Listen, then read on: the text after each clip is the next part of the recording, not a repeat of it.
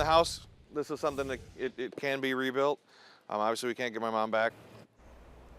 A Kenosha family loses one of their parents in a house fire while the other is hospitalized in critical condition. And for that family, this week, of course, has been filled with grief and stress, sadness, but also hope. They tell CBS 58's AJ Bayatpour there is still a lot of work to do, but they are grateful for the support they're getting.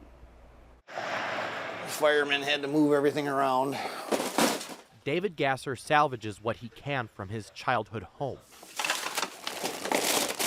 So much work remains after a fire Sunday afternoon tore through this house at the corner of 32nd Avenue and 43rd Street. Watching my childhood home burn and, the flames still coming out actively, it was very traumatic. 71-year-old Patricia Gasser died in the fire. Her husband, Tad, tried to get her out, but couldn't. He's still in the hospital, but got out of the ICU Wednesday. Seeing where the fire started, it was in my mom's room, and I know she never left the room, so that was pretty hard. Two of the Gassers' three sons, Charles and David, are at the home Friday. The amount of work to do is overwhelming. Like electrical, drywall, plumbing. And so is the cost of rebuilding. And my dad's on a fixed income, which is why he didn't have insurance. However, not all is lost. While the fire destroyed so much, there were a few things that did survive, including a collection of old photos, like this one on the right. That's Charles and David. You walk into other parts of the house and things aren't touched at all. Still, these brothers cannot replace their mom.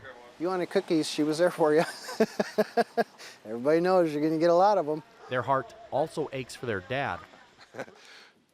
So they've been married since 1970, basically. Who may not have a Hollywood love story. Off and on, They've been married to each other 3 times, which it's a cute story, so. But he's always been willing to give. I mean, he's been helping these folks in this neighborhood for well over 40 years. And that's just the kind of person he is, so. This is the time that he needs something, so